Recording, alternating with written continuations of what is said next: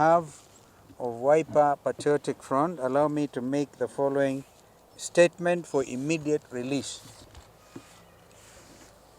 Dated today, the 2nd day of September 2025. A very good afternoon to all of you, and we thank you for joining us today at Wiper Patriotic Front headquarters.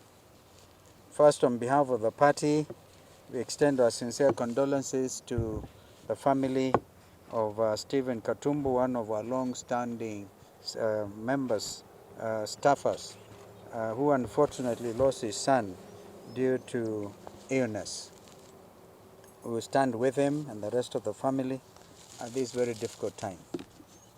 Secondly, our rebrand, we launched a 5-day challenge in mid-August, calling on all creatives, especially our Gen Z talent, to help design the new logo for the Wiper Patriotic Front. This challenge had an overwhelming response from within and outside Kenya. We would at this moment take this opportunity to thank all creatives who submitted their designs for our consideration. You were inspiring in your thought process, you engaged our imagination, and you also, through your vision, your reimagination of a patriotic front. While the final selection is not yet final, we will, in the course of the month, review our top 3 choices and, as promised, engage the creatives. In the coming days, we will unveil more as we count down to the National Delegates Congress, slated for October the 10th, 2025. We can assure all Kenyans that we will be bold and we will be loud. This party will set the pace for the next general elections in 2027. Fellow patriots, there is something fundamentally wrong with the state of our nation under the existing regime. Scandal after scandal and attempts to sell off Kenya's crucial infrastructure on the cheap are the modus operandi of this disgraced regime. This is the reason why Kenyans from all corners of our country simply have hashtag one term as their number one agenda. Shall I repeat one term? One term. One term. One term. One term. One term. Education, for example, is in shambles from primary through to the university. Pupils are being sent home for lack of school fees because of this government's perpetual failure to release capitation funds to schools on time. In the case of the universities, students have received SMSs indicating that their accounts have been credited, only to be turned down on the date of admission.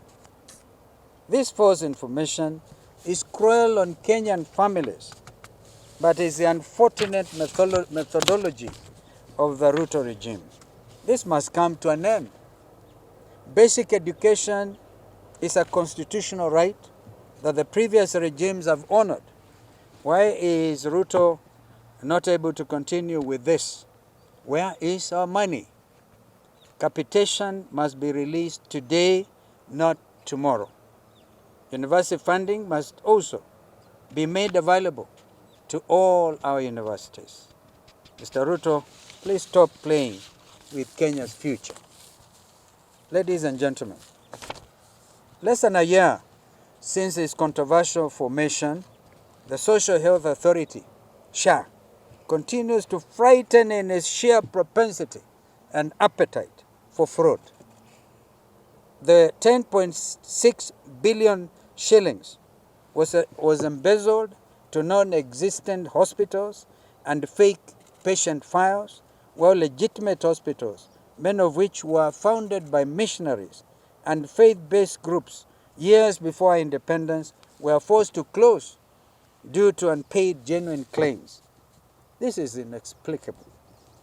To compound the already unexplainable, a non-competitive contract worth 104.8 billion shillings was illegally awarded to a consortium of a dubious nature. Remember, you have said before, this was part of the Adani deals.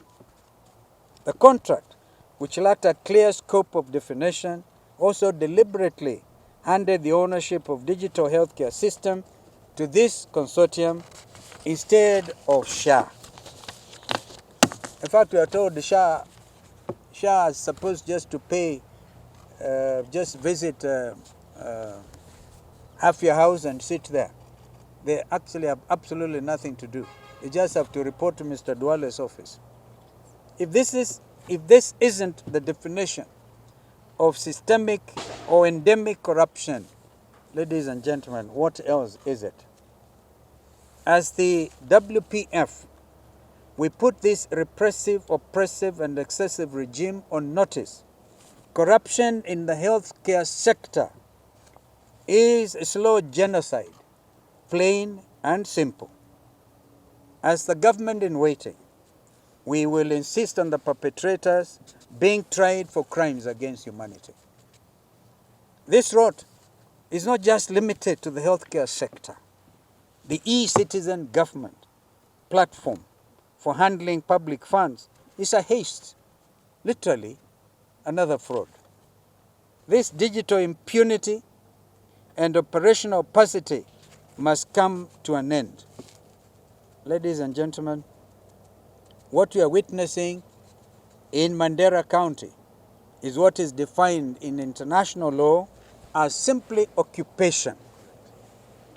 Mr. Ruto, have you ceded the Kenyan territory to foreign troops? Is your regime too weak to defend Kenya's territorial integrity?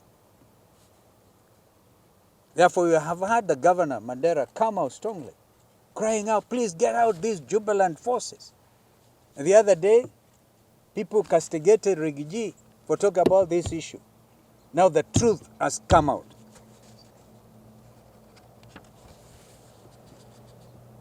This occupational mentality is equally evident in respect to the East African Portland Cement Company and this party and the community of people of Machakos County, and indeed the whole county, are watching in dismay as they try to sell for a song the East African Portland Company. The same, of course, the people in Kajiado.